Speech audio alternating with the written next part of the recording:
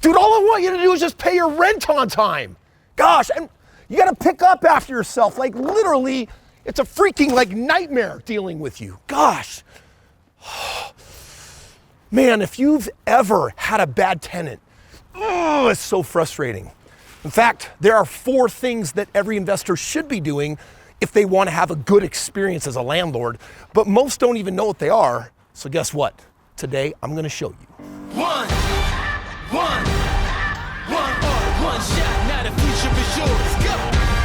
I'm turning dreams into reality. Yeah. It's one shot, now the future is yours. Go! Man, I gotta tell you, if you've ever been a landlord with that bad tenant situation, you can become a don't wanter real fast. And the problem with becoming a don't wanter is some other real estate investor, naive or expert, is gonna prey upon you.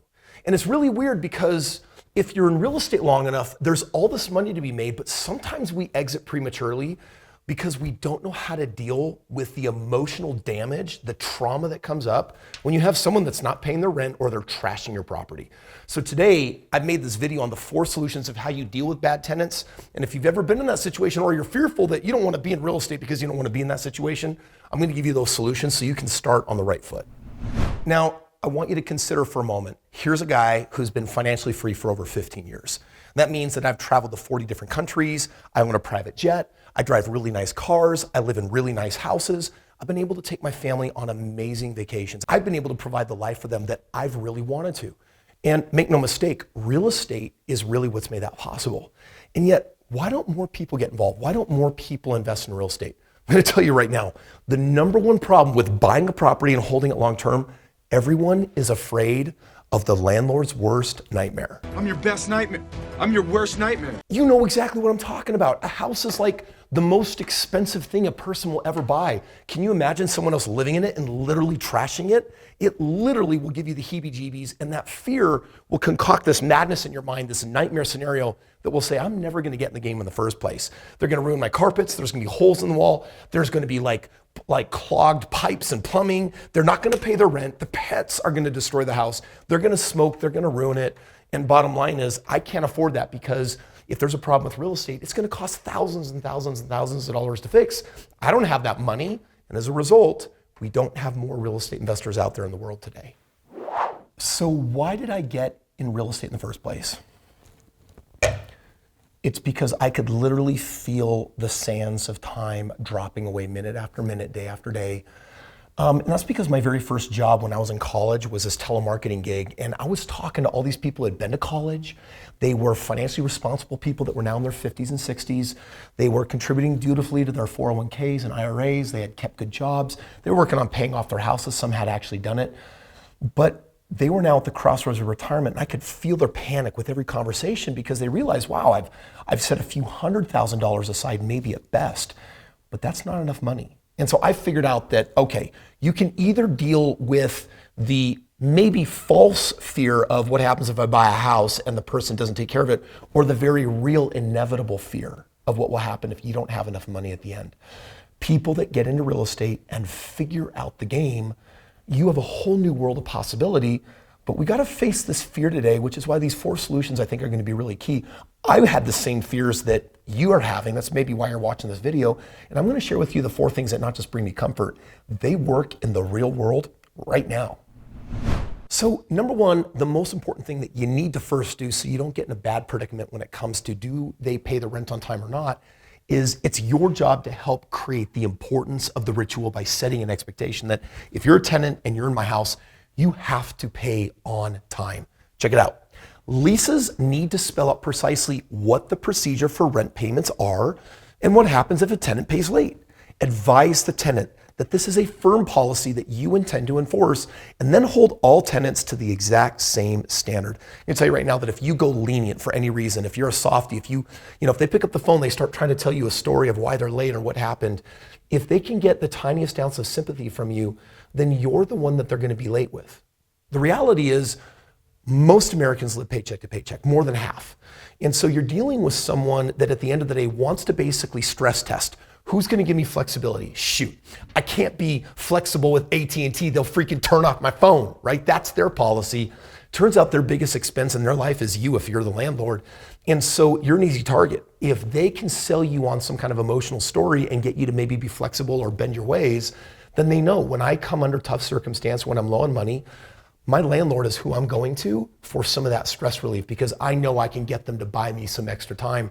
So number one, you just got to make the decision up front that you're not going to be that kind of person, that you're going to be fiscally responsible. That has to be communicated to them. Additionally, you're going to want to create reminders. If your lease has a built-in grace period, consider an automated rent reminder to those tenants if they miss that due date. And if you do then in your contract, and you should have late fees and it should be spelled out, you enforce those literally to the day every single time. If you show them that there's zero leniency when it comes to making their rent payment on time, they're going to know that they're going to default on somebody else first, not you. You got to be really careful what kind of house you buy and are going to rent out. Is it an older home that's going to have a lot of deferred maintenance? Well, just know that if you do that, that's going to come calling back on you on a regular basis. So point number 2 solution here is titled Tenants Who Complain Constantly. And what are you supposed to do about it? Well, I gotta tell you right now, there are those tenants, right? There are those individuals that will literally say, ew, there's an ink spot in the corner and you need to fix that, replace the carpet. That's kind of asinine, isn't it? But some people are like that. They're literally, the light bulb went out. I need you to come over. I need you to fix that right away or else I'm not gonna pay my rent on time. They're gonna hold it over you. And so first of all, you should understand the temperament. If you're playing landlord, which I don't, and at the end of this video, I'll kind of show you how to avoid that. But if you're playing the landlord game, you got to pick your tenants really, really, really carefully. And you want to have conversations and ask, is this person that I like, is this person a whiner? Is this person a complainer? If they are, then trust me, they're going to whine and they're going to complain. They feel entitled that if you're giving you rent money, they're assuming that some of that money goes into making the house nicer for them each month. And if that is what is on their mind, I really don't want that kind of tenant in my house. Get out of my house! Complaining should not be taken lightly. Number one, you should know your legal obligations. Landlords are required to make certain repairs that are essential to the habitability to keep your home safe. This doesn't mean that you have to jump at every little request from tenants. You've got to learn how to know the difference of what will save time, money, or even aggravation, or when to put your foot down and say, it is what it is. It is what it is a very popular opinion statement. Nowadays, I'm sure some idiot said it to you today. But by far, the thing that's going to save you the most aggravation is that you should have a proper rental contract. And a lot of people don't. They just go to LegalZoom and they print out the easiest, most convenient thing. But an experienced landlord knows that you have to remind them of what's in the lease because a good lease will spell out everything. Light bulbs out? Does the HVAC filter need changing? A lease should spell out who is responsible for what when it comes to maintenance. And you might need to remind them of it. If you have a really short, easy, simple document and you haven't spelled out some of these nuances, guess what? All you need is a person with the right temperament to come in and make life a living nightmare for you. Number 3, don't forget, you're not in real estate, you're in business. Real estate is a business, which means that when you are the landlord and you're interacting with people, you need to be aware of good best practices that will help you go further with tenants. Because, dude, if you have an honorary temperament, if you have a bad attitude, you get in a negative way, you get in a verbal debate with them or a really nasty conversation, that will only hurt you, my friend. You might actually want to look into a property management company. I know it costs money, but it might be worth paying 10% of the rent that gets collected for someone else to deal with that. If you don't have the temperament to stay calm and collected and actually follow some of these best practices, which include being calm, objective, and rational. Like, have you ever found in today's political world that there are some people that are debating with logic and data, and there are other people that are literally debating with emotional words? There is no winning an argument when people are using adjectives and emotions as weapons. We could literally argue for hours and get nowhere, and it's no different with landlords. Instead, data. This is what the agreement says. Here's how everything is specified. So being calm, cool, rational is going to be huge. You're going to want to keep written records of everything, because if they ask for something unreasonable and they do it 19 times and then it gets legal, you want to be able to, in a court of law, be able to say, hey, look on this date you made this request and it's not in the agreement. On this date, in other words, you have a history of kind of being irritating and annoying. Also, you're going to want to teach your tenants how they should treat you. So I want them to know that I'm the one that's providing this whole thing called the American dream for them. I'm the one that is making this house available. I'm the one carrying a liability. I owe money to the bank. I have to pay for the insurance. And so I want a relationship that says, hey, we need a mutual level of respect. I'm carrying this financial burden and I'm doing this. I'm happy to have you as a tenant, but I need you to respect that literally when rent is due for you, my mortgage payment is also due.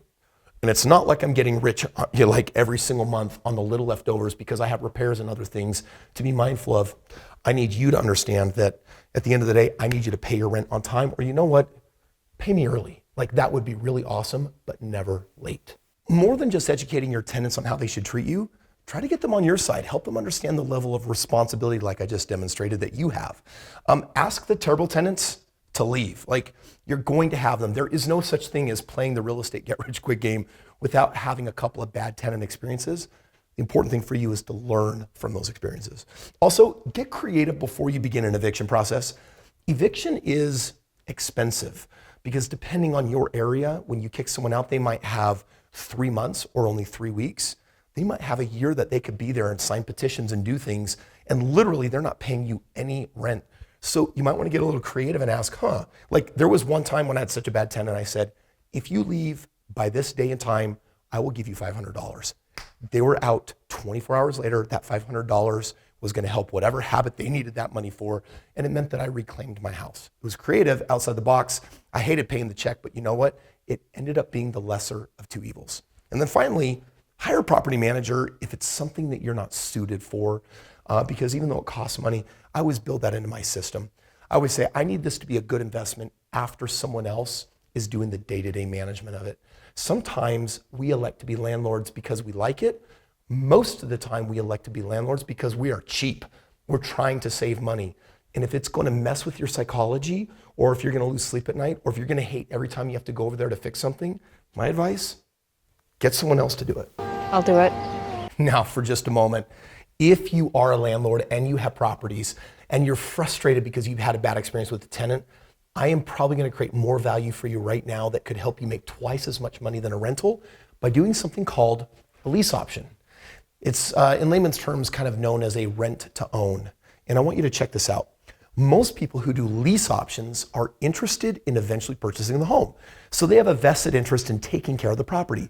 On top of that, they pay you a nice chunk of change upfront for the option to buy the property in the future. In other words, imagine if you were collecting $1,500 a month rent. If I were going to lease it to a family that wanted to buy it, they might pay $1,800 a month. On average, they're going to give me $5,000 up front, non-refundable, just for the option to be able to buy it in the future. Also, there's no property management. They're taking care of the property. Like, this is 1/10 of the work of being a landlord. There's only one downside. In 2 or 3 or 5 years or whenever, that home is going to sell. And so a lot of people are like, well, I don't want to sell the home. I want to hold it for 30 years and I want to pay off and have it paid off. I'm like, I'm doing the same thing, but I'm actually making a lot more money sooner. Why? If this person 3 years from now buys the house, it's going to free up all this profit. I'm going to go buy 2 houses. 2 houses, if one house earns me good money, then 2 houses should earn me twice as much good money. And why not 3 years later sell those 2 and buy 4? If 2 houses makes you good money, then 4 should make you double, right? Or 4 times more than the original house. So lease option is actually a friend. And by the way, if you're not familiar with lease option, very first book I wrote, Straight Path to Real Estate Wealth, literally details out step by step exactly how you do a lease option. If you own rentals right now, like, this book is free. You can click the link below, get a copy of it, and it'll walk you through step by step. There's a lot of people that are gonna watch this video that say, well, I already have a house or 5 houses or 10 houses. You go lease option, and I promise you're likely going to make at least double, if not more, than you were if you were just doing a straight rental. So wealthy people sometimes have contradictory rules to what society would recommend, right? I mean, today I'm saying don't do a rental if you can do a lease option. And yet I also own hundreds and hundreds and hundreds of rentals because there are these out-of-state properties that are better as rentals and lease options. So your situation is personally going to dictate what's best for you. But another piece of controversial information out there, there's a lot of people that are telling you that you should pay off your house. And you know what? I do not believe in paying off my house. And there's 3 really good reasons why you should never pay off your house. And if you want to know what they are, click this video and then ridicule me like most people are because it's controversial.